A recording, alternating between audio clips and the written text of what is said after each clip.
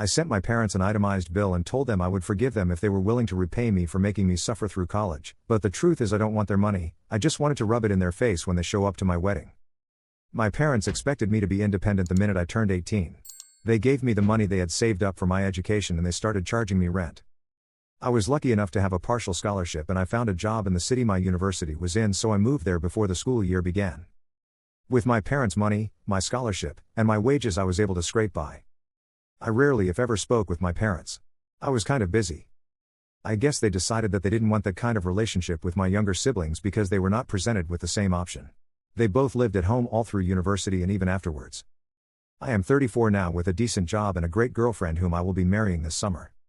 I sent my parents and siblings an invitation. They called me to ask why they were not involved in the wedding.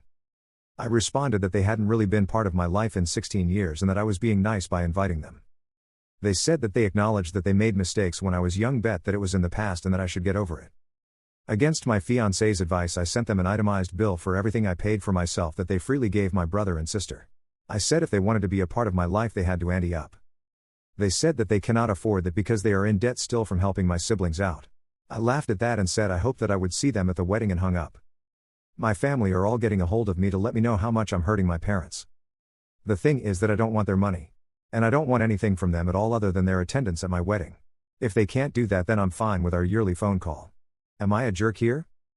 Commenter. NTA. Maybe the itemized bill was a bit much, but I imagine it was cathartic for you. Your parents haven't been around in a decade and a half. They have a lot of nerve to ask to be involved. Not being involved in your wedding is just reaping what they sowed. Congratulations on your upcoming wedding. Commenter 2. They said that they cannot afford that because they are in debt still from helping my siblings out. I'm sorry, what? Then why did they do it in the first place? NTA up, perhaps siblings can pay back now. Commenter 3.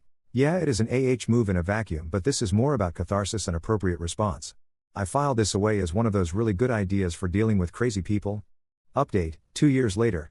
I posted a couple of years ago about my parents being upset that I didn't make them a bigger part of my wedding. This was after a decade and a half of us barely speaking and all of us being okay with the state of our relationship. They did end up coming to the wedding and then going away afterwards. Which was great and exactly what I wanted from them.